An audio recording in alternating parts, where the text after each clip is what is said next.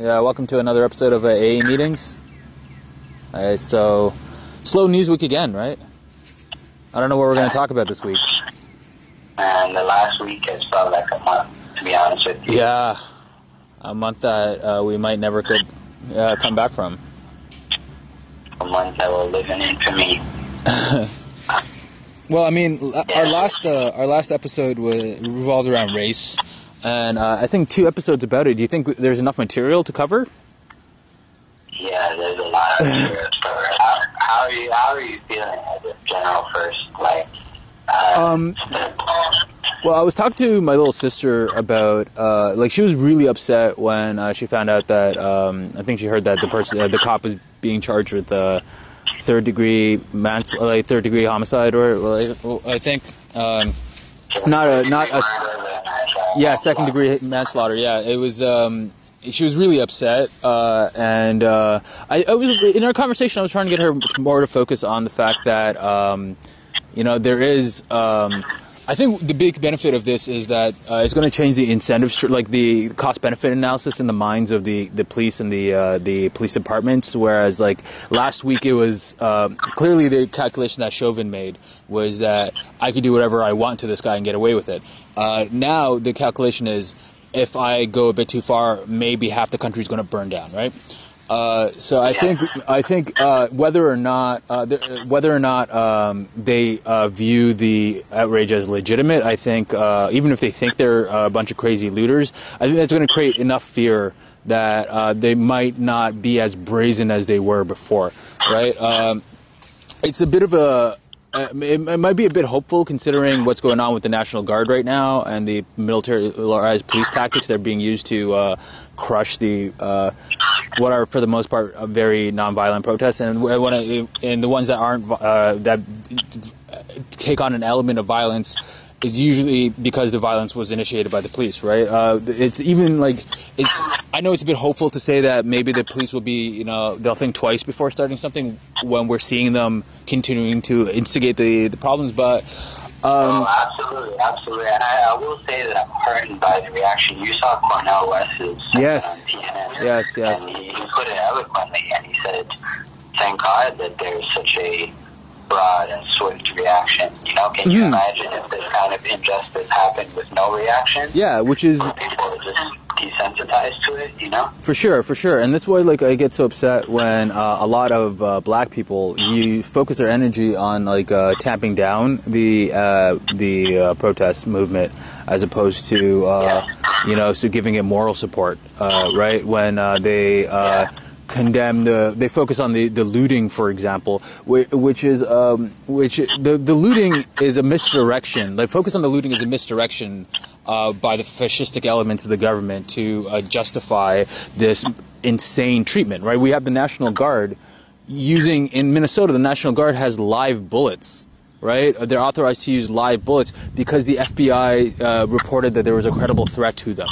Right? I mean, if I were to say, okay, there's a credible threat to my life right now, the only way to stop it is if you tell your friends to subscribe to the podcast. I mean, people would see that, it's just something I'm making up for my own benefit. But the fact that, they can use... They bring up the supposed violent acts specifically to justify it, and anybody who plays into that is using their time and energy in a way that is defeating the movement. I think it's we see the outside attacks from the right-wing government, from the Republicans, have an impact of unifying the movement and giving it more moral support. Right? When people see the police officers pepper spraying peaceful protesters, when people see the police officers using these tactics, cornering people in, and when we see the full context of it, where it's the instances of violence are created by the police officers, then it strengthens the movement. But these shitheads who go on about the looting and this isn't the way to do it, what they're doing is they're putting their weight on the side. Actually. Huh? Yeah, it's ironic. Actually, I just wanted to get this in because on the weekend, I don't know, I think many people may have past the irony or not have taken in the irony that it was the anniversary of the Tulsa Race Massacre or the Black Wall Street Massacre, right? It took place on May 31st and June 1st, 1921, and mobs of white residents attacked black residents and businesses in Tulsa, Oklahoma, effectively destroying what was called Black Wall Street at the time, and was noted as the single worst incident of racial violence in American history. So this, and you saw the images that some of these the people that were starting to loot were not African American, right? Yeah. So this idea that there is, I think it's a narrative, 100% from the media, right? This idea of making the protesters look barbaric, and you see it in comments, I'm sure. Yeah, for sure. Savages is what they call them. And I'm sure you've gotten in your comments people talking about, oh, this is not what Martin Luther King wanted, and that's fucking hilarious. Like, don't fucking tell me what Martin Luther King wanted. You know, that image that people have been sharing online saying, this is a protest, this is not a protest. Have you seen it? Yeah, one video that really pissed me off that was shared by a lot of supposedly well-intentioned liberals, like Patton Oswalt was one of them, was, and the caption they always said is, oh, this is so powerful, right? What it was is a video, I think you might have seen it, of 3 black people in a, like, there was one older black guy, a younger black guy who were part of the activist movement, and then there was another guy who was telling them, this is not the way, right? You're pretty much wasting your time. And they're like, oh, this guy is so motivational. He's like letting them see that the error of their ways, this is not the proper way to protest. No, this guy is demotivating everybody.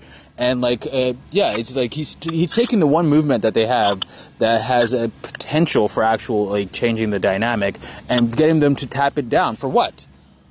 For what? Because he's bought into the fucking narrative. It's ridiculous. Like they say, I think what they say is, okay, we know that, like that person in that video quoted Donald Trump saying, when the looting starts, the shooting starts, which is effectively saying that like you're bringing it upon yourself if you protest, right? If you go out and you demonstrate, if you break the curfews, then you are asking for the treatment that you get, as opposed to attacking the people who are fucking engaging in the horrific activity, right? Don't blame the fucking victim. Like the tweet I had about it this morning was, I can't wait until I can stop condemning the looters so I can go back to doing what I love, which is giving lectures in battered women's shelters about manners, right? This is like it's ridiculous that these people, and it's if your priorities, right? You know what I'm saying? If your first reaction to seeing all this is focusing on the tiny instances of violence, looting from people who are already like downtrodden, as opposed to thinking about the like pent up frustration, and right, it shows that like I guess you kind of give yourself away. Right, you reveal that your political instincts are completely on the wrong side of the issue. Right, you're on the other side. Right, like I think about people saying these people are burning down their own houses. Right, there's a great bit, not a great bit. It's an instructive bit by that piece of shit Chris Rock about. I'm sure you heard of it. The black people and niggers. Right, when he says, "Oh, there are black people and there are niggers, and nobody hates niggers more than black people." Right. Well, I mean, the people who, I think, like, that dichotomy shows, like, the animus in the black community that's on race lines, and it just goes to show that the people who are looting and the people who are breaking down these small businesses are not in line. They're not on the same side as these small business owners, or these supposed small business owners, right? The people telling them to stop. There is no unified black community that is suffering under these under the weight of this, right? It's ridiculous to me. So, like, for people who do not feel the brunt of this, to go on lecturing people who do as to the proper tactics, while they're motivated by preserving their own status in the system, is fucking nuts to me. It's fucking nuts. And the white people, that white Democrats, so many disingenuous statements on corporations as well. And the irony is that. You saw the tweet that I shared with you yesterday about how the Democrats or liberals actually, certain sections of liberals are beside themselves. Yeah. Because they were following the crumbs for the Russia investigation fucking almost obsessively like following every single little detail about it. But when an issue stands right in front of their front door, the fact that that issue impacts their monopoly on wealth, yeah, for sure, their power structure, the power structure that they benefit from, they're beside themselves in terms of how to react. Yeah, exactly. So their natural inclination is to what? Go straight to the property. Yeah, for sure. Talking about the anguish and the fact that these black lives are not insured. You can rebuild a Target. You can rebuild a grocery store. Yeah, you can rebuild a black mom and pop store too. It does like it's ridiculous to like focus on. What I think about is we know the concept of political capital, where like a politician has a certain amount of leverage with the people as a result of their mandate. Where you win an election and people will support you to a certain extent, right? And then if the longer you're there, the more victories you have, the theory goes, that the more political capital you gain. What's interesting is seeing all these shithead black supposed leaders losing their political capital immediately once they try to like take on the side of the police, even though they try to frame it as, oh no, we're just supporting peaceful protests, we just want it to be the way that Martin Luther King would have wanted it. What they do effectively is they're taking the wrong side and they just get lambasted. Nobody listens to them. They have no fucking leverage, right? And it's the reason they don't is they've consistently failed and handling it, right? Like Cornel West mentioned that like there was a black president, black attorney general, and the black secretary of Homeland Security at the time that the Black Lives Matter movement occurred, first came to being, and they did nothing. If anything, well, nothing effective, right? There was some like efforts, but those tiny efforts were not. They weren't designed with the kind of durability that you would need, and immediately as soon as a Republican takes over, those little tiny measures are gone, right? It just shows that they're face-saving, superficial band-aids. That just so that the politicians like Barack Obama could say, "Oh, we did something, right? Oh, we can't fix the problem at all, so but at least we tried." No, what you tried to do is come up with a policy that would make you look good, but you didn't give a shit whether or not it had lasting impacts.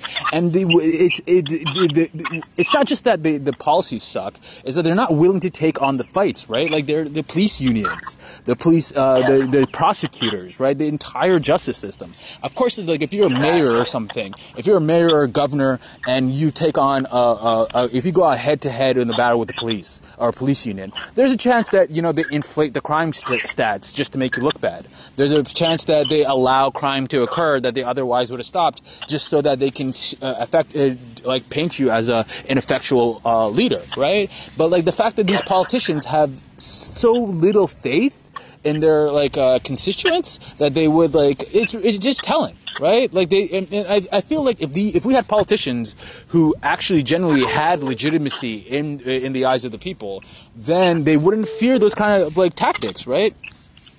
Yeah. They wouldn't. They would see it for what it is, which is just petty extortion, and they would go to the people, just say, "No, do you feel less safe?" No, because what's important for people to remember is that when the NYPD went on strike a few years ago, because they went on strike, crime rates went down in New York.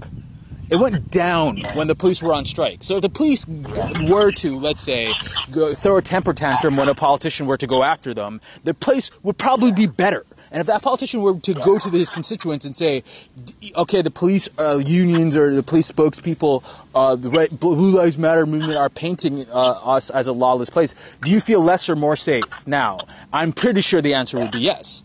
Right? But it's just the politicians are unwilling to make this because they kind of realize that they have no legitimacy in the eyes of the people. So we need to get rid of all of them, man. Every single one of them that is on the fence. It's just... And you can clearly see this level of willful ignorance when de Blasio and says that a SUV that drove through a crowd of innocent people. Oh my goodness. We must sympathize with the officer. Yeah. Who I mind you was the people were behind a barricade first of all. They threw water bottles. So I'm hoping that whatever vehicle they use, a Ford Explorer, is. Yeah. I hope I'm pretty sure it has a 5-star safety rating in terms of crashes, so it can handle a water bottle or two. And the fact that he came on TV during his press conference to justify that almost makes it as clear as day, for those people that... And what happened? What happened the next day? The next day, you saw much more instances of police driving into cars, and you saw a guy driving a truck into the protesters too. Right, so the behavior is introduced, an act is introduced, and it just gets normalized because there's no condemnation from the political leaders, and of course there's going to be support for that kind of action from like the Blue Lives Matter fascistic goblins that love that kind of shit. And so what it creates a psychological context in which people are like, oh, I guess I could do this too, right? It's perfectly fine to drive cars into protesters. This is what we do now, right? It's fucking ridiculous. And that these people have the fucking temerity to act like they care about law and order and safety of the people, or they're just, they don't care, we're just worried about looting. Give me a fucking break. It's like there's instances in which police departments, like there's some instances, like Flint, Michigan, there was a video where they just chose not to antagonize the protesters. They just let them go, right? And it's only when police like start shooting tear gas into people when things turn bad, right? You have peaceful protests and the police arbitrarily just come in and say, no, you guys have to leave now, this is over. And then people, if you refuse to leave initially, then boom, you're gone. We're going to shoot you with rubber bullets and hit you with tear gas. For what? And then they weren't violent. It's just disobeying an order which is designed to delegitimize them. Yeah, in Seattle, I think somebody was mentioning that they sent out the go home order 11 minutes. Yeah. Before the curfew, right? Uh-huh. Uh-huh. So how it's and also, it's like... box people in. Yeah, so no... How I saw a good headline. I don't know what I think I might even say, I don't know. It mentioned that riots and aggression broke out from the side of police. Yes. That's what the media needs. Every single time. That all these journalists, how embarrassing. The CNN journalists you saw arrested live on air. Yeah. You see people getting shot on their porches. You see people getting shot on their balconies. You see people getting dragged out of their cars and like being like you see people who are sitting on the ground. Who had the weapon pointed at her. Yeah, yeah. On live television. Yeah, yeah. It's ridiculous. Like and every single time there's like the people in the front of the protest are always sitting in these videos, and the police, you'll have one row of police come initially and just hit them with batons and kick them, and then the police come behind them and just pepper spray them. For what? Yeah. For not obeying a fucking insane arbitrary ruling that you can't be outside now? Fuck you. Right? Like it's nuts. It's nuts. Yeah.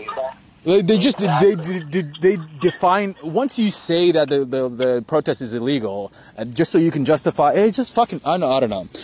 And that people who call themselves black leaders try to frame it in a way that they blame people for this kind of fucking treatment and say this is what you asked for. Fuck you. Fuck you. And I'm glad that they're just losing their political capital entirely. I'm glad that the protest movement does not listen to them, right? That all these black leaders have proven themselves to be ineffectual. Like they've essentially said, I saw one black leader who was shedding tears. Yeah. For property destruction. Atlanta mayor, right? The Atlanta mayor. So effectively, you are coming out, and you can package it the way you want to package it, and that's what I'm so. Honestly, I'm very hopeful for this next generation because the pacification, like Cornel West mentioned it, in the 60s, if this was if these injustices, and I'm not talking about these injustices, I'm talking about the Ahmaud Arbery, I'm talking about the Orlando Castile, you had to answer for that as a police force. Yeah. You would have had people come outside for that in droves. Yeah. So the fact that it continues to the point where you see this callousness, and what's hilarious is not funny, but what is so kind of emblematic of privilege is white people for the first time saying, "Oh my God, I didn't know it was this bad." Yeah. When this is exactly what people have been dealing with time and time and time again from the black community. A resource that is, and you've seen the takes online, that is militarized. How can you not get And who is, like, there were calls under the Barack Obama administration to end programs like the military surplus programs where you just take the extra stuff and just give these tanks and heavy weapons to the police officers. There were lots of calls, widespread calls. And what did Barack Obama do? Nothing. He could allow the program to continue. And now those weapons are being used on people, and then people are looking to Barack Obama for leadership? Fuck him. Give me a fucking break.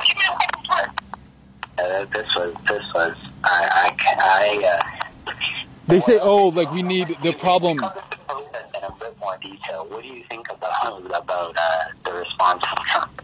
The response from Trump is what you would expect. What bothers me is the response from the Democratic government who just go along with it, right? So if Trump calls for the National Guard to be used, that's one thing. You can expect that. If the Democratic government actually brings in the National Guard and then authorizes the use of live ammunition, then they're indistinguishable from the fucking fascistic movement, right? It's like they're quislings. They're fucking quislings.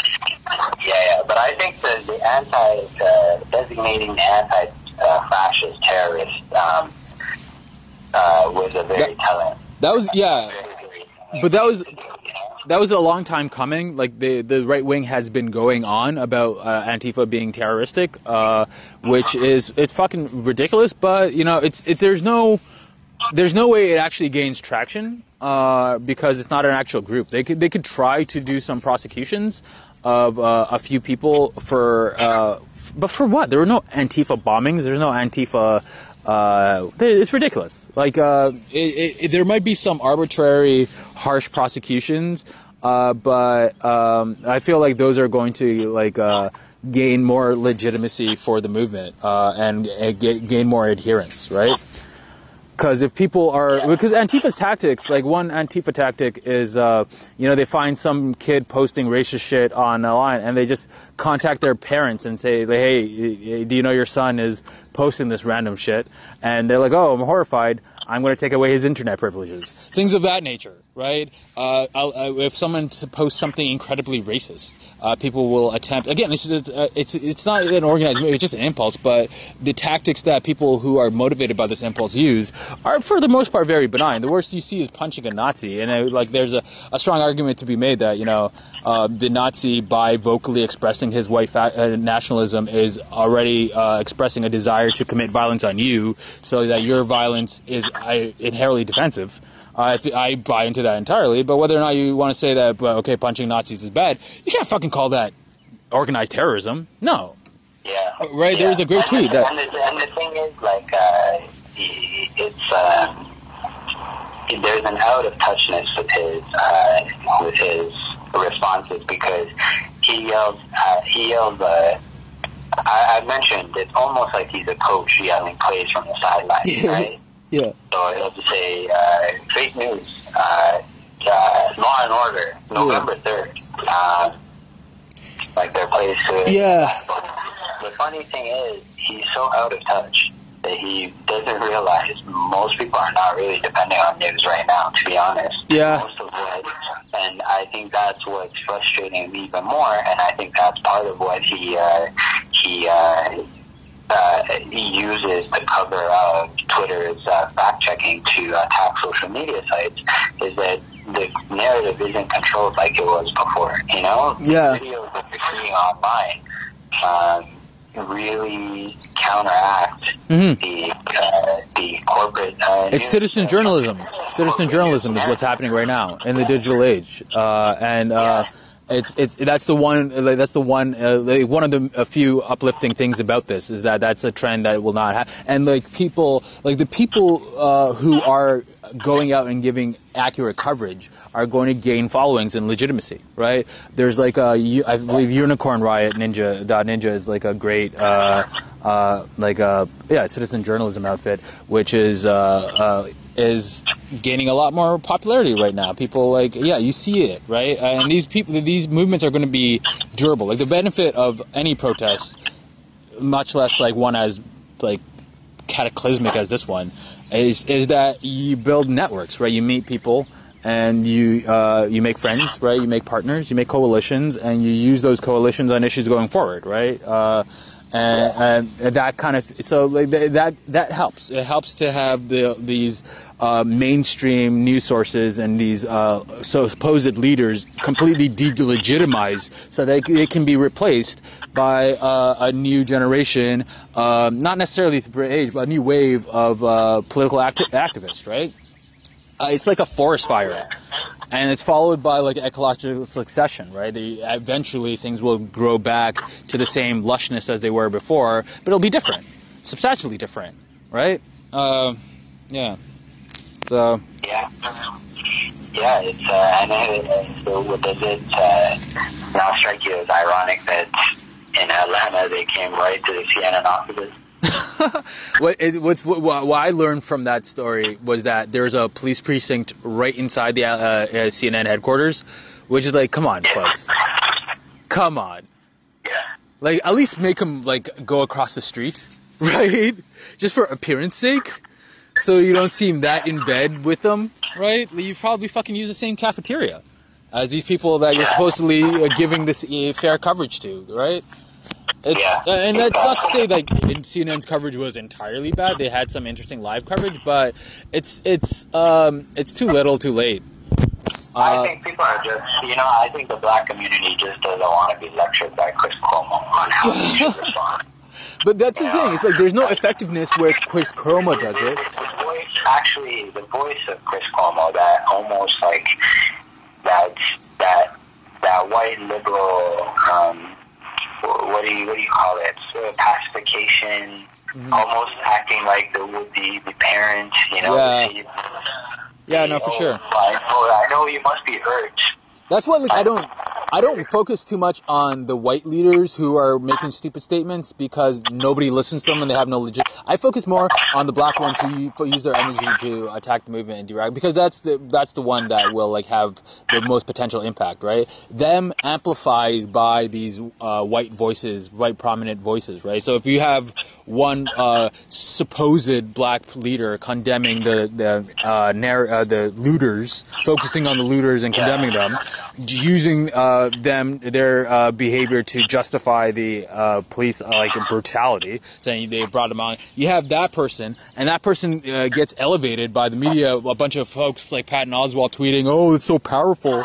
Then that has a fucking impact, right? No one gives a shit about Andrew Cuomo. No one in the movement listens to Andrew Cuomo. But these people will like they will plant a seed of doubt in these people's minds and have them think, "Oh, wait, am I on the wrong side? No, you're fucking not. You have 100% of the moral legitimacy on this. You are 100% on the right side. And these people are just disingenuously trying to get in your head. Don't let them.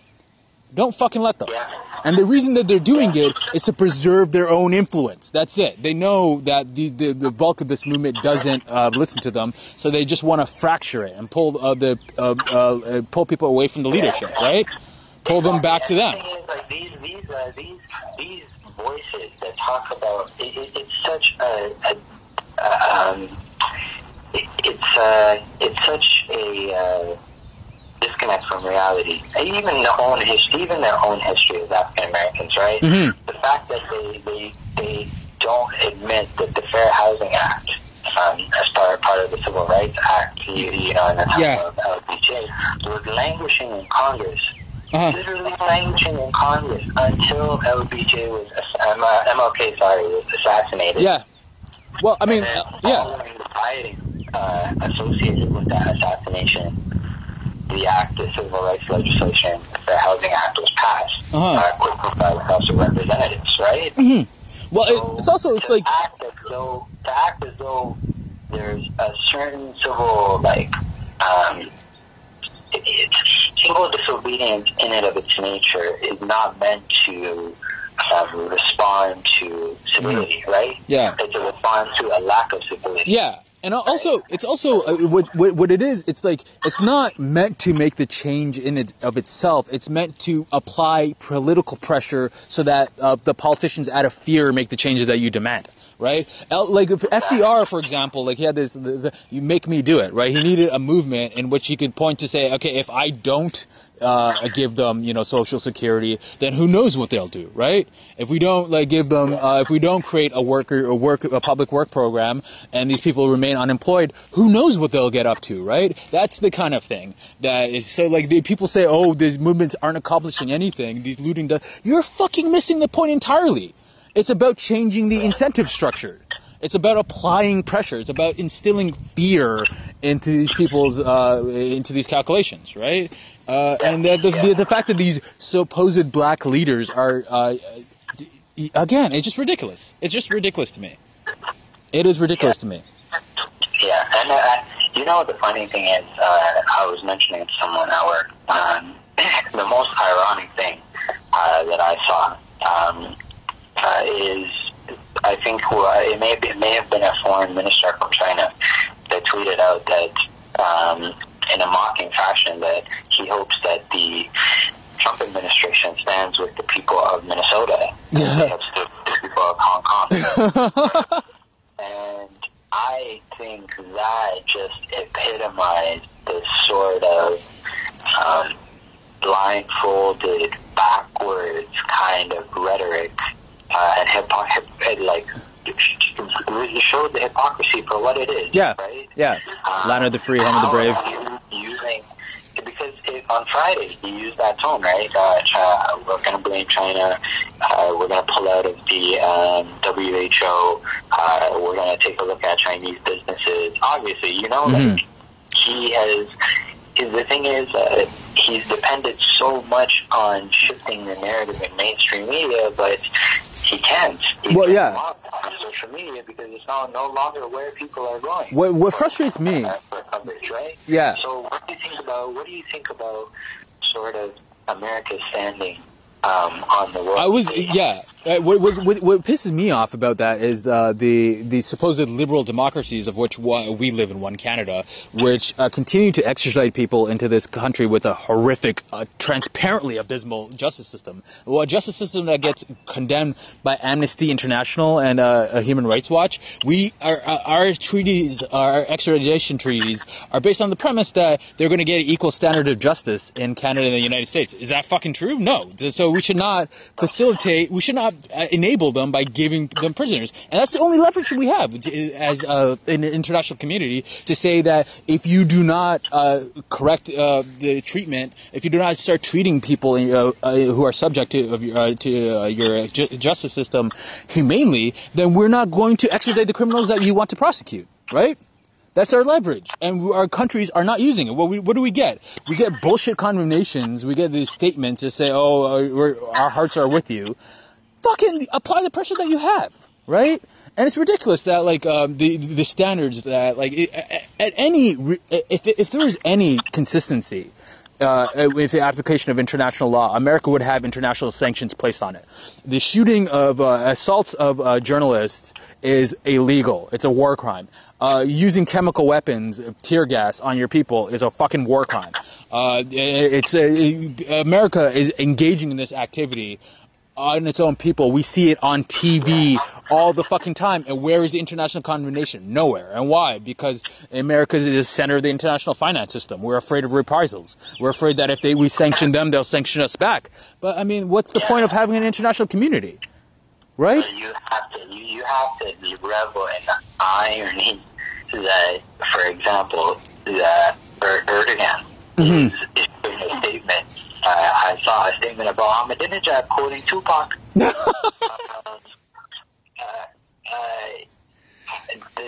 Russia and China speaking out against it. It's all these countries that Americans have been sort of conditioned to believe are horrible, and they do have their atrocities, of course, and their misgivings, but these exact countries being able to point the finger back and say, like, if you thought it was bad here, here, we invite you to take a look at it. Right? And like, of course, these leaders are like disingenuous, and they're using it to justify the continued treatment. But this is like this is why, you know, American leadership was always somewhat important, right? And what we hope for now is a move towards a more multipolar, non-America dominated world where, for example, where like the international community is strong enough relative to America to apply sanctions, apply condemnations, right? Threaten to at least threaten these things. Right? For the first time in our podcast history, I want to bring in a live report, right? Okay. So there was there was a call from President Trump to the nation's governors, and I'm just going to read some of his points. So he says, to assure the protesters, I'm sure this is bridging the divide. He tells the governors, you have to dominate. If you don't dominate, you're wasting time. They're going to run you over. He also says that Washington is in very good control, but they're going to have it under much more control. He tells the governors, you have to arrest people, you have to track people, you have to put them in jail for 10 years, and you'll never see this stuff again. The people on the call described his words and his tone as unhinged. He wants to activate Bill Barr. I don't know what that means, so I guess Bill Barr is a Power Ranger now. Activate him very strongly. So either he's a Power Ranger or a Transformer, I'm not sure. He says that you're making a mistake because you're making yourself look like fools. So this is, but the final point, and this is exactly what we're talking about, the irony of it. Yeah. He said, you know, when other countries watch this, they're watching this the next day, wow, they're really a pushover, and we can't be a pushover, and we have all the resources. It's not that you don't have the resources, so I don't know what you're doing. This idea that other countries are looking at America and are laughing not at his inept leadership, but that there is civil unrest. Yeah. What do you do when someone is? I think I don't want to I don't want to act like a psychologist. I'm not sure, but I'm sure that this guy has elements of narcissism, maybe sociopathy. I don't know, some sort of. I think that's a fair assessment. Go ahead. Yeah. So what do you do? How do you convince someone with that sort of mental framework to see things for what they are? No, what you do is, you can't realistically. Right now, he's in a process of, like, I guess people would call it narcissistic injury, where he's a bit butthurt because of the perception that he's inept. So he's going to do whatever he can to try to reassert the image of himself as being dominant and in charge. And there's no way that you get him to back down from the stance, right? He's always going to be attacking them always going to be perceiving this as a threat to his legitimacy and his perception of power. So you're never going to get him. He's like psychologically he's locked in. The problem is, though, it's like he doesn't have the power to deploy the National Guard. It's the fucking governors who do it, and these governors are Democratic Party officials. So who gives a shit what Donald Trump says when it's the fucking Democrats who are sending the people in who are shooting these people? Exactly. And the bright voices in the Republican Party that are able to align with them. So yeah, I don't know if you saw that Tom Cotton noted that he's going to he wants to bring in the 101st Airborne Division. Yeah. Which, I mean, have zero tolerance for the destruction. Yeah. So, we always sat around knowing, the military was still getting a large chunk of the budget, right? And there's no new wars going on, right? Yeah. So I guess old faithful, when it comes to Trump, knowing that he has access to the military, I guess he thinks that he wants to show off some of these shiny new weapons, or some of the super duper weapons that. And you wonder, it might not, obviously, he's not going to bring out, well, we hope, man. We hope. Mm-hmm. He's not going to bring out anything crazy. But the fact, the failure in leadership to the point where you have to deploy the American military on your own citizens is not lost on us, you know? Yeah. Like, this is if people ever wondered whether they were in a real shift when it comes to, like, the moment that we're in, or whether they questioned whether this was a historical moment for this country. Yeah. I cannot emphasize how bizarre the unfolding of these events are. How do you think the confluence between the pandemic and the civil unrest plays within, like, the... Well, it's people have seen for a few months, they've had concrete proof that their governments aren't suited at all to preserving their basic human needs, right? When you aren't able to get income for food, and you're promised a $1,200 check, that $1,200 check does not come, right? Your unemployment benefits that you're supposedly getting, the servers crash and you don't get anything. People are dragging. The government is like, the only parts of the people, it's just not original thought, but the only parts of the American government that work are the Federal Reserve and the military, right?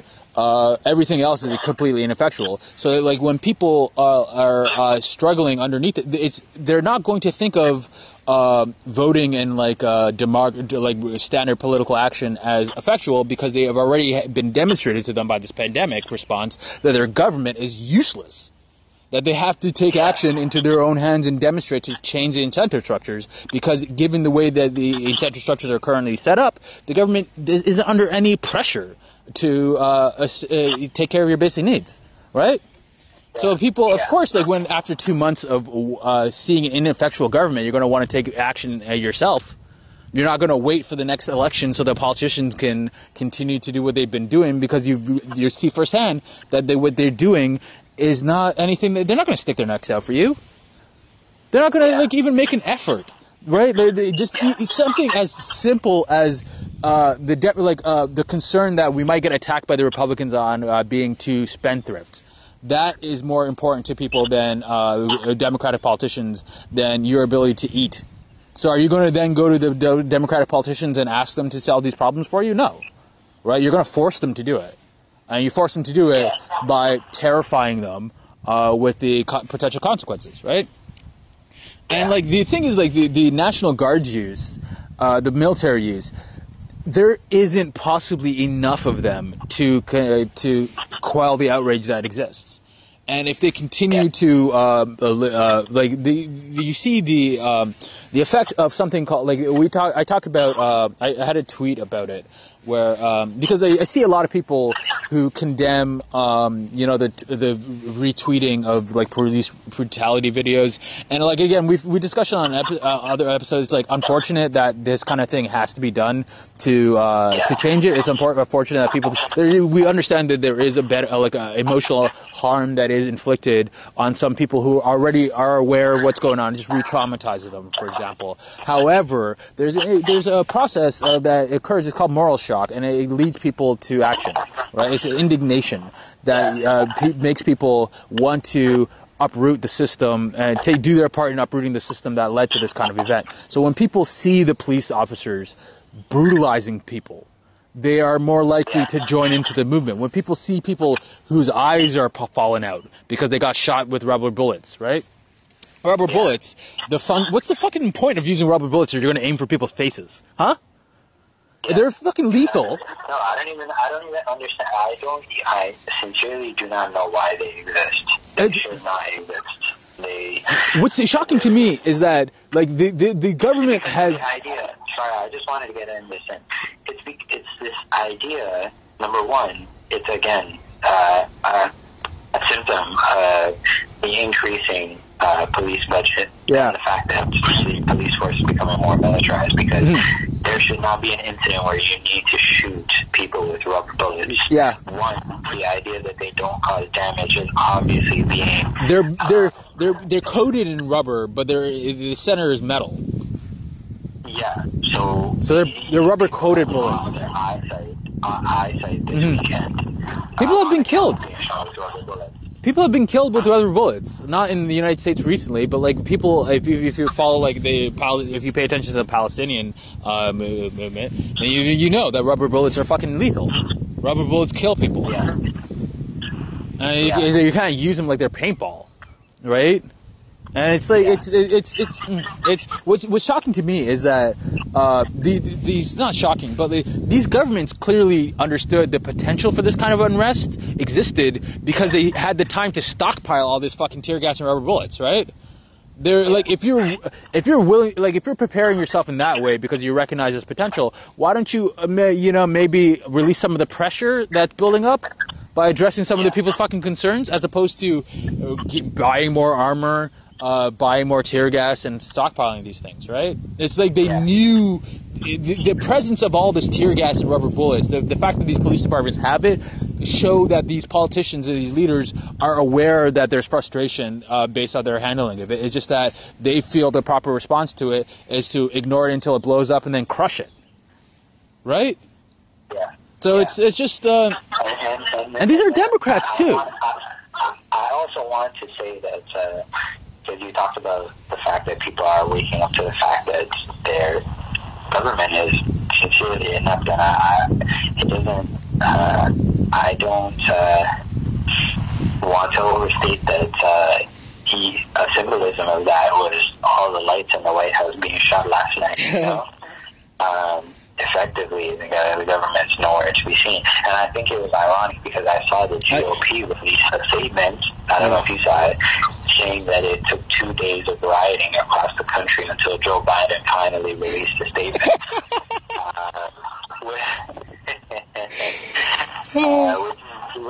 Which is funny because they've already, I think, positioned themselves as the opposition party.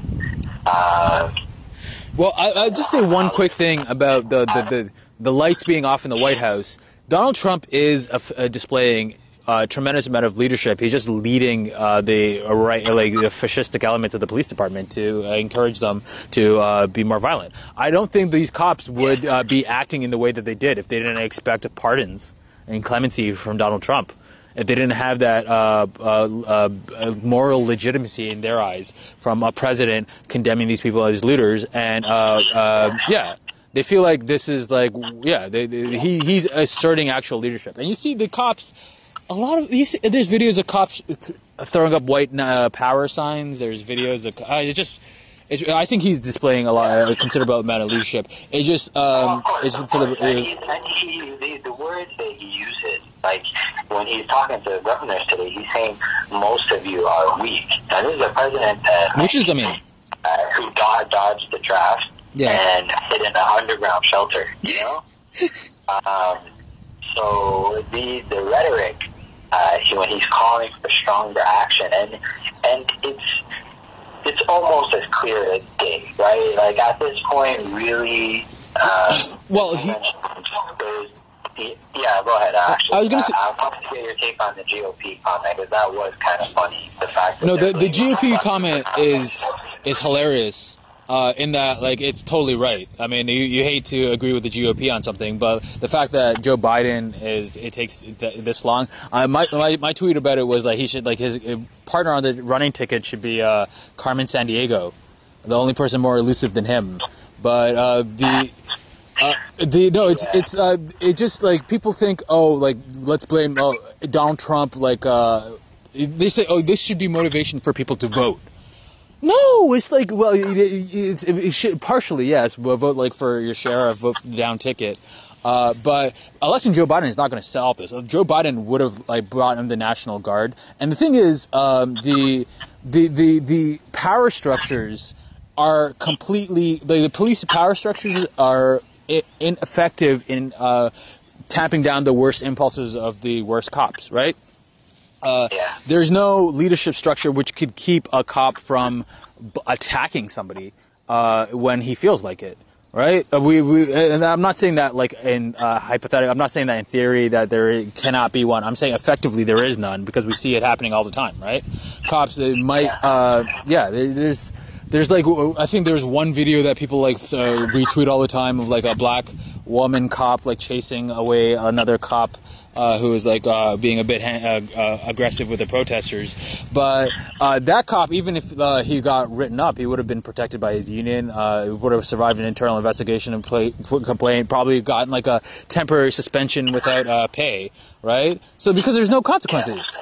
There's absolutely no consequences. So it's like, even if you had a Democratic leader who was completely in favor of like opposing these worst elements, he wouldn't have the power to do it, and he wouldn't be willing to take on the power of these police institutions, such that you need to weaken them.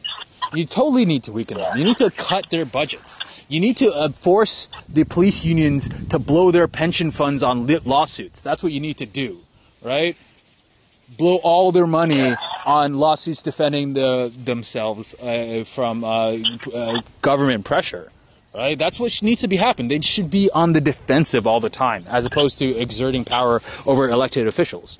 Right? It's fucking ridiculous. So it doesn't really matter who your politicians are, what speech. They say, "Oh, we need Barack Obama or somebody to give us a speech." If we had if we had Hillary Clinton in power or something, we would have fucking leadership. Even if we did, that leadership would have been fucking ineffectual, fucking useless, as it was in 2013, 2014, 2015, 2016. Absolutely useless.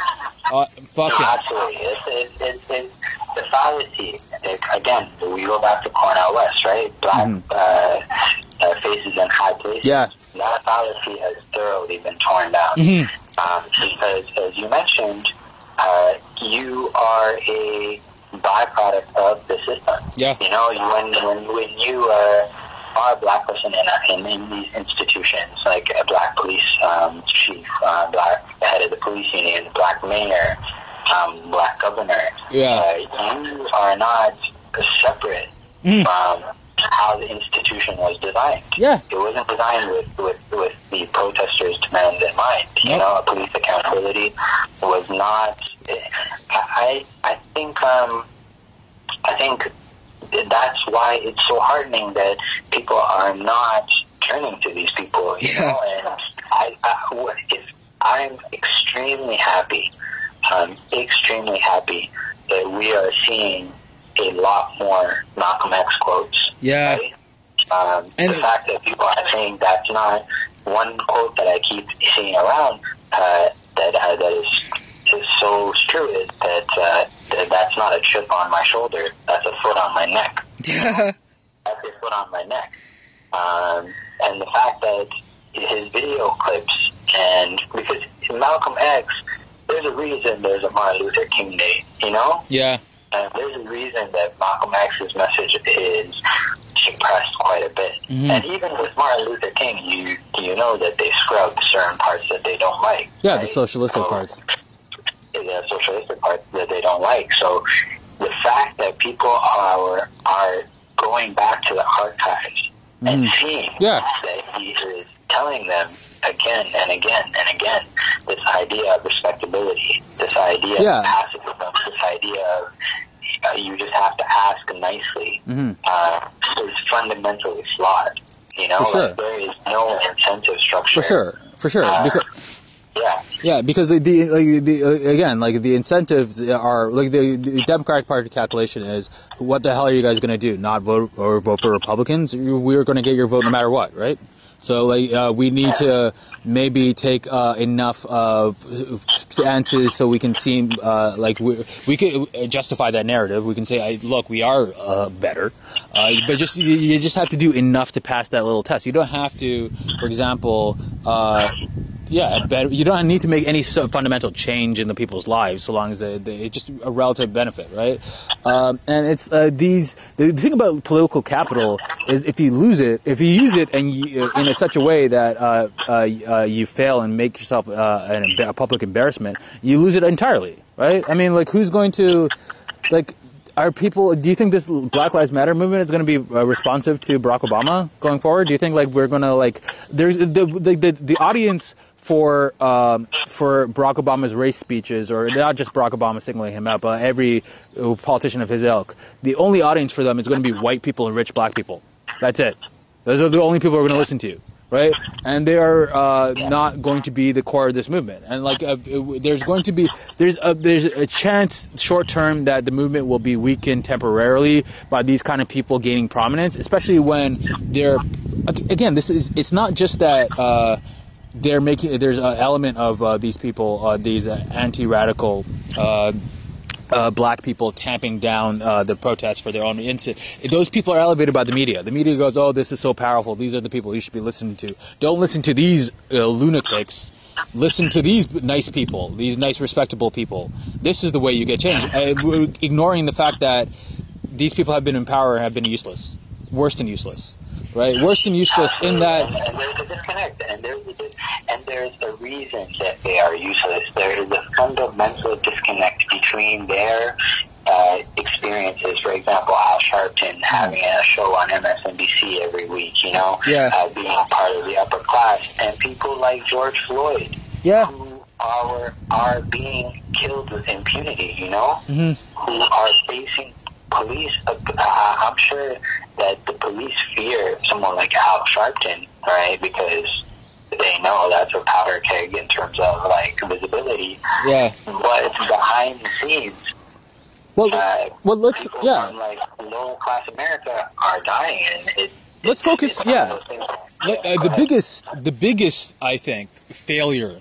Well, that's hard to say because there are so many failures of the Barack Obama administration. But one of the biggest ones is the refusal to earnestly confront the growing movement of right-wing terrorism under his presidency for fear of getting attacked by fucking Fox News. Let's remember that. They were afraid of the reports that Fox News was circulating, saying that the Democratic Party, Barack Obama, is attacking conservatives, using the government to attack conservatives. No. There was reports about early indications of a growing spate of right-wing nationalism, right-wing terrorism occurring underneath Barack Obama's administration, and for political reasons they chose not to crush it.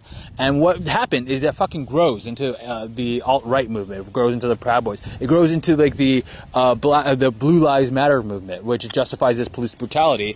And these groups, where they gain traction, they gain members, and they normalize increasingly violent behaviors within these groups. So it gets worse and worse and worse, and bigger and bigger and bigger. And we had an opportunity to crush it from the beginning. Not crush, but like police it effectively, monitor it, de-radicalize some of these people, right? And what we would do, Barack Obama thought, no, that's going to be bad for my re-election. Probably it's going to give Republicans a few ads that they can use against me in 2012. So no, we're not going to fucking do it. We're just going to ignore it. And what happens now? These white nationalists are so emboldened that they're willing to murder people they're willing to hold their necks down on people. Knee on somebody's neck for like 9 minutes, right? That's how emboldened they are right now. They're willing to go have these Charlottesville start rallies where they just overtly just start yelling at racist and anti-Semitic slurs all over the place. All of this is a byproduct of Barack Obama's political calculation that attacking the blowback from attacking right-wing right-wing extremist groups is worse for him than the potential societal consequences of that. We're living with the consequences of Barack Obama's administration, and people are saying, "Oh, we should get him out to make a fucking speech, then it'll be better." It's fucking ridiculous. Absolutely ridiculous. And it's for these people to lose the legitimacy in the eyes of the movement is good long term. But it's like we need to it's going to be a long undertaking, right? But the best thing you can do is just keep the pressure on, and just to show that these tactics will not work in tapping down the movement.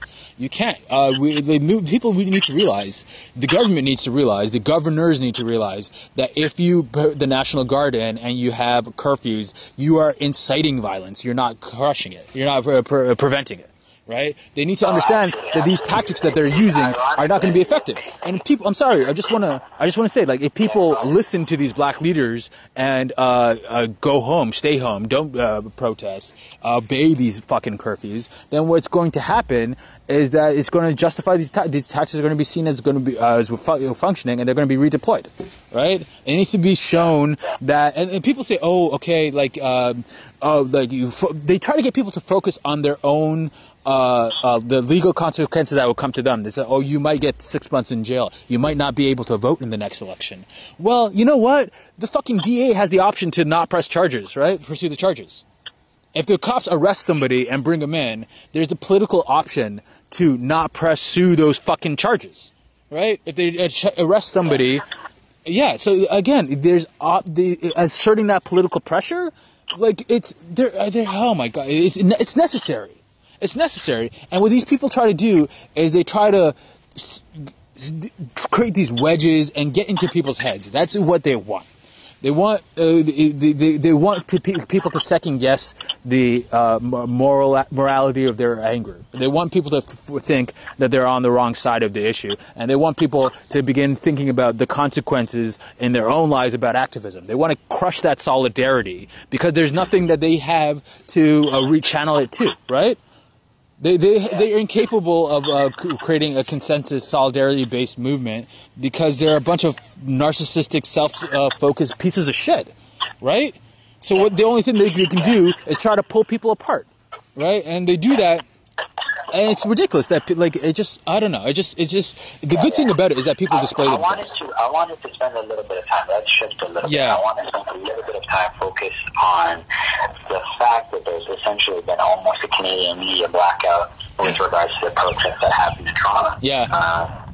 And the fact that the issue that I continue to have with Canadian media is the framing of issues like racism as a problem, right? Yeah. So the idea that, look at the U.S., look how messed up it is. Aren't you glad you live in Canada? With vibrant utopia.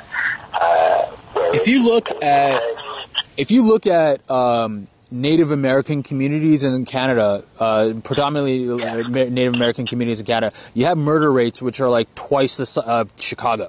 Like 20 people per 100,000. 20 people per thousand, are being murdered every year in some of these places like Thompson, Manitoba, where it's like the murder rate, like if you're Indigenous, you're 5 times more likely to get killed. And it's like the same with black people, where they're not to the same extent as Indigenous people, but the racism that is in the Canadian, even the Canadian justice system is it's relatively better, which is why we shouldn't extradite people to them, but it's fucking abysmal. And the fact that they focus again, it's ridiculous. There's a tendency, I think, to kind of delegitimize our movement, like the Canadian movement, just to say it's like a copycat of the United States. They're just trying to imitate, but no, it's like it's born out of the same frustration, right? And think about I forget her last name, but the lady Regis, who was fell off the balcony. I can't remember the last name either. Yeah, but Regis Korchinski Paquette. Who really, for her case, precipitated the protests in Toronto. So for our audience, I just want to provide a bit of background that apparently Regis was facing mental health issues, and a family member called police, and Toronto police, upon arriving, asked the family members to exit the unit. Was in the unit with Regis. I guess nobody kind of saw, and the end result being that she fell from her bed from a balcony. Now the family is claiming, or was claiming at the beginning, that the incident was at the very they claimed that she was thrown off the balcony. The SIU, which is an extension of the police force, is investigating, which kind of speaks to why stuff is things are so tense with regards to police-community relations, because it's essentially the police investigating the police. Yeah. But at the very least, we can take from this episode that it's another instance of police's extremely poor handling of people with mental health issues. Yeah. And the fact that they seem to be trigger happy, as the case with Andrew Loku in the past. Yeah, that's the streetcar shooting. Yeah. Yeah, the streetcar incident with Sammy Ateem. So this idea that we don't have our receipts in Canada is quite laughable, right? So when people are protesting the same way that it is happening again and again, and Well, people, yeah, people were trying to delegitimize the protest by poking holes in the family's accusation of that. So let's assume that the person jumped off, right? And was not pushed. Let's just, for the sake of argument, assume that the allegations are not true. Was the involvement of the police something that person saw as beneficial? Was it like, oh, great, the police are here, now I'm safe? No, it's something that exacerbated already a dire situation, right? The person was not happy to see the police because they already had I think it's safe to assume, a negative relationship. Negative interpretation of them, right? Not everybody in the community is excited when they see the cops. Most people of color are a bit anxious, and the insertion of cops into a situation increases people's anxiety, right?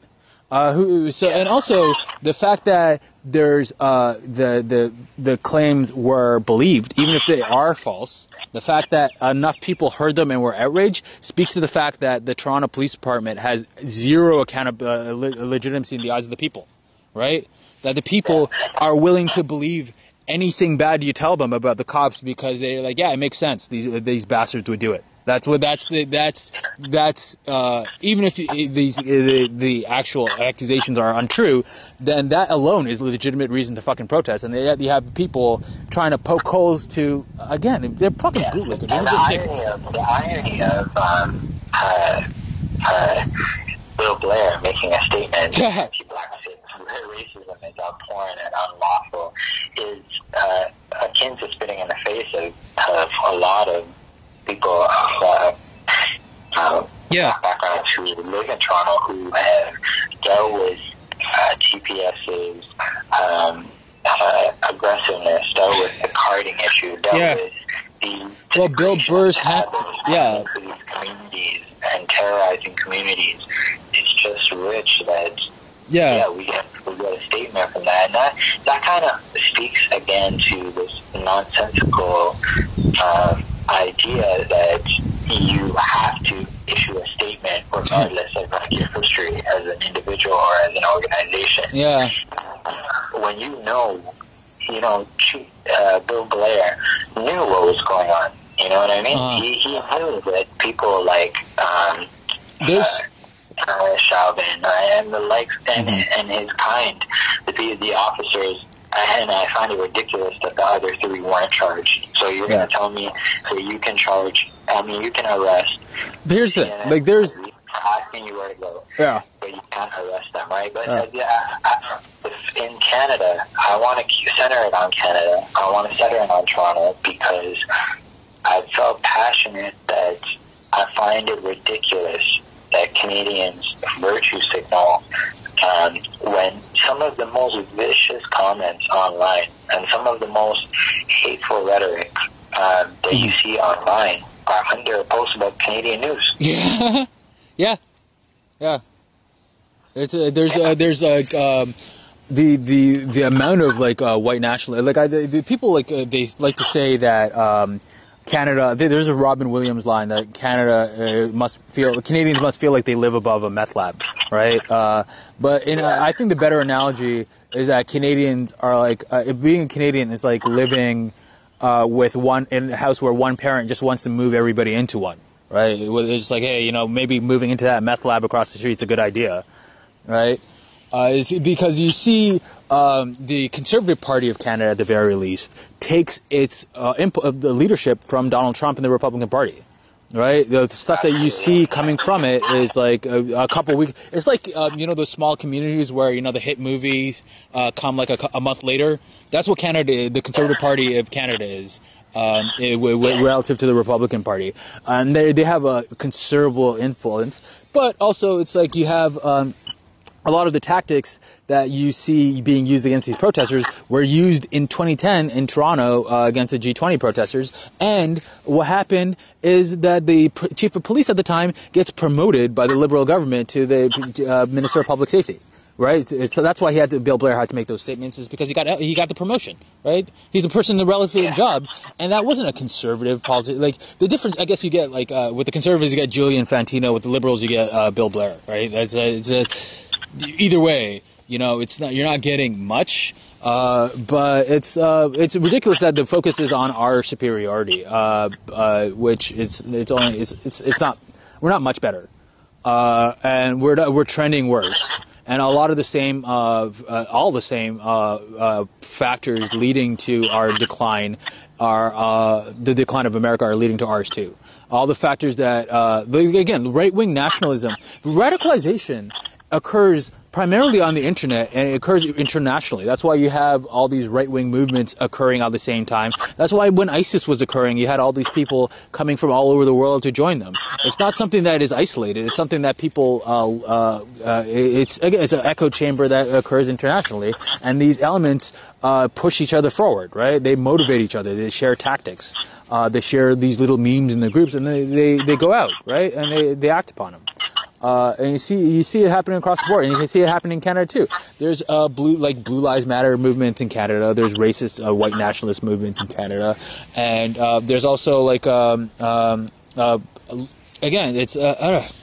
it's ridiculous. What I should focus on mostly is the model of political activity and the political leadership that reliably fails us in both these countries, right? So the Liberal Party approach is effectively, I mean, I pay dues for the Liberal Party because I'm a boring strategic voting Canadian, but effectively, I mean, we can't say having a Liberal leadership is enough, right? I mean, we can't even be bothered to get the Liberals for all their great Justin Trudeau has great rhetoric about the importance of taking care of treating natives well, and whatnot, and it's interesting. Sometimes there's measures when it comes to let's say COVID. There were some special measures to help out Native American communities. Okay, that's good. But what are you doing to address the disproportionate murder rate? What are you doing to address the unjust policing that these people face? The fact that a lot of these Native communities are just forced into just develop into transfer hubs for drugs, right? Just because it's ridiculous. Right, it's what do you do about any of this kind of stuff? Absolutely nothing. Because again, the incentives for these politicians is what do I have to do to get elected? It's not. Again, it's not. It's just. Oh God, I don't want to have a stroke on this podcast. I know. But yeah, I mean, in terms of what this week brings, I don't expect a coordinated positive response from the federal standpoint. What do you think about in terms of what to look at next? What do you think about an address for the Oval Office? Because what I found funny is that some of the days have actually begged him not to do it. No, for sure, that would be the worst thing that could possibly happen right now. Yeah, so they're saying that he's much more liable to fuck up the messaging. Yeah. Than be any good with it. No, what would happen, it's not just that he would fuck up the message. I think what would happen isn't that he would search the messaging. I think what would happen is that he would effectively message to the elements that are in the police that are making the situation worse, right? That he would, if he were to make an Oval Office address, he would be making the same points that we need to crush these people. These people need to be stopped. They're evil, looters, terrorists, and whatnot. And I think that's what would happen. Yeah. So it's not just that he wouldn't be effective. That he would be. Yeah. No, I just wanted to say that I know it may not be, I guess, wise for his party if they're interested in retaining their political power to have him issue a statement from the Oval Office, but at the same time, we must admit that it would be a bit weird for a president to be completely silent at a time like this. But he's not, though. He's not silent. He's vocal. It's just that he's leading the other side, right? It's just people don't. That's the disconnect. It's not that he's not making statements. You look at his Twitter; he's making a lot of statements. It's not that he's silent, right? We're getting Oval addresses. We're getting Oval Office addresses every 30 fucking minutes. Sorry, I need to rephrase that. I meant a national address. It is a bit weird not to have a national. It is, yeah. If you're going to have a national address regarding the coronavirus, for such a systemic issue and for such an issue that has brought countless people out into the streets on a day-to-day basis, really, to be honest, it is a bit weird not to have. Well, it's because the rationale, the only rationale that they have is a fascistic white nationalist rationale for tamping these things down, and there's no way that you can frame that in a speech that would come out across well. So the best thing you can do is just shut up and hide your actual intentions, right? Try to distract by focusing on the looting and whatnot, but you can't actually say why you're opposed to the movement, right? You can't. Yeah. Right? It's just I don't know. There would be a benefit if Donald Trump were to actually go up, in that people would be more enraged than they actually were. But other than that, I don't think there's any chance that there's it's people asking. But I focus more on the people who say, oh, we should have addresses from the other former presidents, as if they would have handled it significantly better. If Barack Obama gave the speech of his lifetime, a speech that was so eloquent, and made Chris Matthews come in his pants or so whatever, right? It would not have any fucking impact on improving the situation at all, right? And the only impact that it would have. I agree, but disagree to a certain extent, because I think in sort of empowering those officers that are abusing their authority, I think that's the major difference, right? So it's not that it's going to quell the situation. I think this guy is openly inviting officers. There's a big difference. I'm not gonna sit around and pretend there's not a difference between someone who is using imagery such as vicious police dogs, such as ominous weapons, such as when the looting starts, the shooting starts. Here's the coded message. If you, you mentioned it in the podcast. You said it yourself. Yeah. You said that he's directly speaking to those forces within the police. For sure. But when I say it would be meaningless, it's ineffective. What I'm saying, if you deploy the police officers and the National Guard with the intention of controlling the protester movement and quashing them, then it doesn't really matter if you condemn the people who do it, because you're going to be in a position where, you're going to say, for the most part, they exercise a great deal of restraint, and then there was a few bad apples and whatnot. But effectively, you have the same line that Bill de Blasio had, saying, "Oh the cops, they did their best job, right?" After the G20 protests, David Miller said they did their level best, right? Even despite all of that. So I'm saying is if you have a politician who just it makes having a politician like Donald Trump who inflames things is bad, but having a politician like Barack Obama who gives a pacifying speech, superficially pacifying speech, is not. It's better than it's you're not as in deep a hole as you would be with Donald Trump, but his rhetoric is not going to make the situation better at all, right? And what would make the situation better is actually instructing, one, not deploying the National Guard at all, and two, not deploying the police to control the protests, but to just really, if there is property damage, that kind of stuff should not be prevented by the cops using force. It should be prosecuted after. Right, America is it's not the worst, most surveilled place, but there's a lot of heavy camera surveillance and whatnot. If somebody were to loot, but I also want to, want to extend the analysis a little bit. Sorry, I didn't mean to cut you off. But another major thing is the foreign policy implications, right? Yeah. So again, I think there's a major difference between what Obama's response would have been, because Trump's response is almost a gift to the regime in China. Yeah, for sure. I mean, for how can you legitimize criticism of the handling of the Hong Kong protesters when you're effectively deploying your military? It's almost like a page out of their playbook. Right? Yeah. Effectively mobilizing your military, which a lot of members come from these communities that are impacted. I think that's another idiotic disconnect, is the fact that a lot of the military is made up of a lot of minority children. Minority youth, adults, and whatnot, who come from these communities that are disproportionately impacted. So what do you think about a military member when you're telling him go out into the streets and confront protesters who effectively are calling for what exactly you agree with? You know, like, where does that place you as a service member?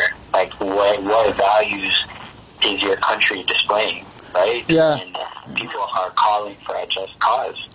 Well, what they attempt to get people to do is think about the individual consequences to them. Like, so if you're a soldier who's ordered to tamp down a protest, you're afraid of being in dereliction of your duty. You're seeing as like disobeying order and facing any like court martials that might be coming to that. So they say, okay, yeah, your interests are aligned, your class interests, your race interests, it should align you with these people, but we're going to place incentives on you that are going to bend you to our will. That's what would occur. So I imagine that a great deal of black people would open fire on black protesters, Black Lives Matter movement. A great deal of them would. Latinos and lower class white people would just say, yeah, this is what I got to do. And so there's going to be also a percentage of these people in these industries who are attracted to policing and military because they're already sadists and they get off on this kind of shit. So you have that element. You have the element that's susceptible to not narcissistic, but like self-absorbed pressure. And it's like that. I mean, between those two groups, I think you have the majority of the military, and you definitely have enough to go through with your plans without the, like, let's say 50% of the military is all they need, right? Right. So it's like, even if you get half to have a certain compulsion, they feel like they would have it. And it's like, what I'm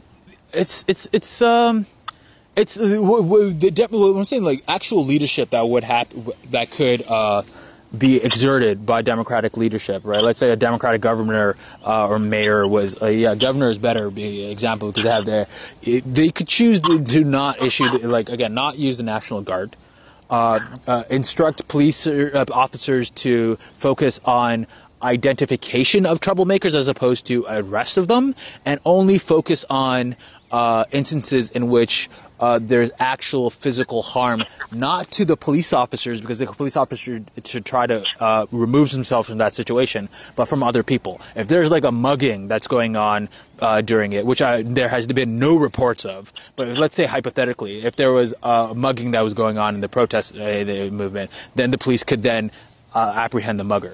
But it's saying that we need to prevent and protect property damage using force. It's fucking ridiculous. No.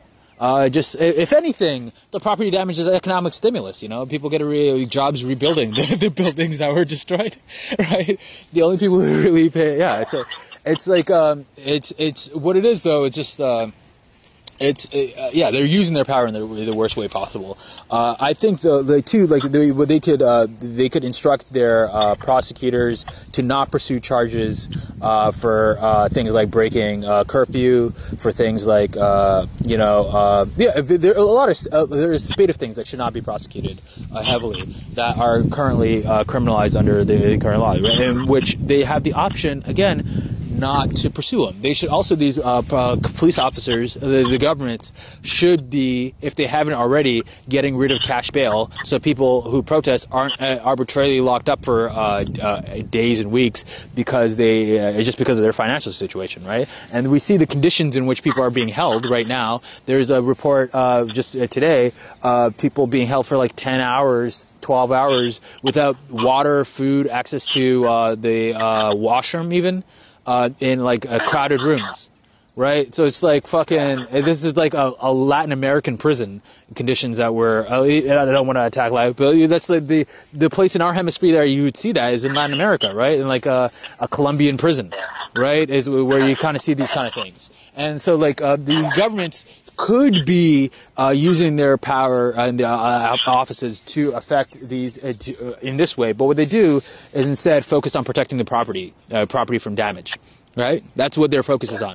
They could be using their power for good and to do. If they did that, they would be gaining legitimacy in the eyes of the people, so that when they say, okay, you know, this element of this group is like a bit violent, then people will be much more open to say, yeah, maybe, you know, we don't want to align ourselves with this folks. But if you come with truncheons, everything you say is just going to go in one ear and not the other, even if it's accurate, right? So these politicians had an option to like gain legitimacy, but what they chose to do is protect property, and they lost it. So hopefully there's enough time left over for them to change course. But the first thing they have to do is like undeploy, send the National Guard back to their bases, send the police officers to only in life and death instances, right? That's the only thing. That's the only thing that should be done, right? Clearing, for example, like if you need the police officers should be focused on like escorting. The only way they should be going through any crowd at all is if there's a ambulance that needs to go down that road and like escorting them, things of that nature, right? Actually keeping the public peace as opposed to protecting property. That's what they should be doing. That's what they could be doing right now. And the fact that the Democratic leadership is not pushing for that, and actually just using the same tactics and are effectively indistinguishable from Donald Trump, the Republicans, is fucking ridiculous. And so it's, people need to pressure, and just keep the pressure going. I guess that's the only thing, because that's the only thing you have. It's the only thing you fucking have. So like, so people need to, the governors have the power, for example, to give clemency and pardons, right? It's not just the president who has that. So like, the governor could just, they had the option not to put the curfew on in the first place, but they could give blanket pardons, right? So it's just, and they could prosecute police officers who, like, if there's a police officer on video doing something, you don't say, oh, you know, it was a heated moment and whatnot. No, you just say, you actually identify and prosecute them, right? These things are these are things that they could be doing, but they're not.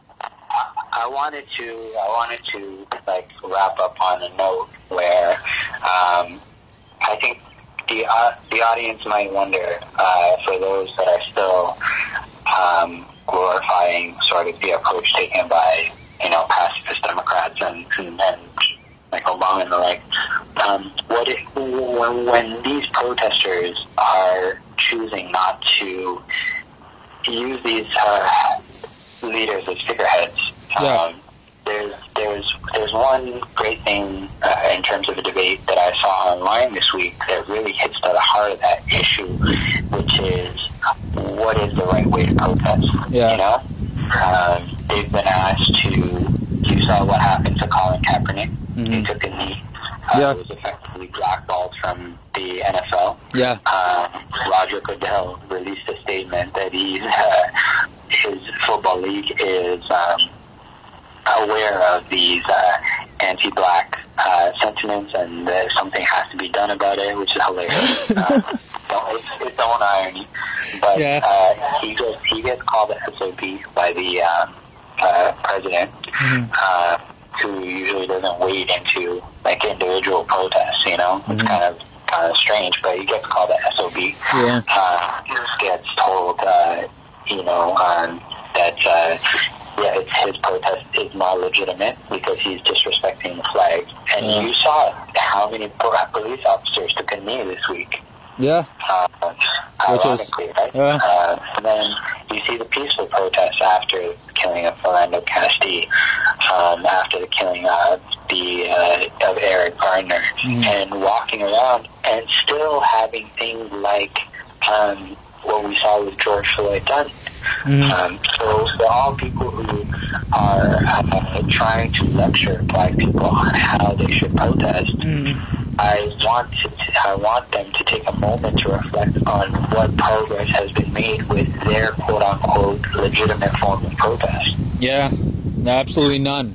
And the only thing that they can say is, this isn't the right way. Then what the fuck is? Huh? Yeah. Because we have historical precedent in which large, vocal, aggressive movements apply political pressure on leaderships, right, and force them to do things that they otherwise wouldn't have wanted to do. We gave that FDR example before. FDR was not like a social democrat. He had social democratic policies, but he was a rich capitalist, right? He was more ideologically in line, emotionally in line with the movement, but he was forced to do so by the fear of like the place blowing up if they didn't, right? Right. So it's like people they say this tactic that's worked in the past is not effective, and they don't give you anything. And you have so just again, don't listen to them. People don't need us to tell them, they don't, right? But it's just the audience, again, they're just losing their own audience. They're using their political leverage, they're using whatever clout that they had on the wrong side, and they're losing it. So it's good. It's good. Yeah. At least hopefully we never have to hear from these fucks ever again. That's my hope. That's one potential upside from all this. Yeah, hopefully. Ending off on a positive note. Yeah, then we'll see. You know, I think next week should be the next podcast. I think will obviously be a follow up to this. It's an ongoing situation, but we'll see. We'll see. I think I think I saw something on Twitter where somebody said people said 2020 is going to be a movie. They just didn't let us know what genre it should be. And that kind of summarizes the year. So yeah, for sure. I think like going back to that that optimistic note from the beginning with it. I feel like the incentive structures are shifting violently right now, and a lot of people are losing their political clout that were bad influential leaders the entire time. So good things are coming from it. And long term, hopefully, this puts the movement on a better footing. But there's a lot of disheartening things to go around. And keep on sharing those videos. The police doing horrible things. I know they're unfortunate to watch, but they are the most effective tool that we have in getting people on our side on this. It shows that for all the media coverage of the looting, for all the media coverage of all the moral legitimacy is entirely on the side of the Black Lives Matter movement in this. Entirely. The people who are protesting are the ones who should be the ones who are only ones who are able to go to sleep at night, right? And anybody who morally condemns them is disingenuous, and you should question why they're even saying it as publicly as they are, right? So yeah, I feel like this is our most radical episode yet. Yeah, it's a really good episode. There's nothing but to think through these things. Yeah. It's, one of the things that I'd like to keep in mind is that these are, you know. Yeah. Like people, like I'd say, like you're not like there's me and you. We've been political addicts since like we were in our early teens, right? So like we've been intensely following politics for more than half our lives, and I feel like it's going to take a lot longer for us to get burnt out from even like horrifying stories like this than some people, right? So like I don't like if you're so depressed that you can't even like leave your bed because you're following this stuff, then understand that if in that state you're not going to be an effective member of the movement. You're not going to be able to help in the way that you would. You just be you'd just be torturing yourself. So make sure that you're in you focus on your own emotional states. Don't like tax yourself too much. Don't drive yourself up into like up walls, but pay attention and be vocal, and just don't burn yourself out. But yeah, as you keep on paying attention. Yeah, but yeah. Okay. All right, man. Till next time. Till next time. Yeah, if there is a next time. Bye. Hopefully, yeah. Yeah. All right. See ya.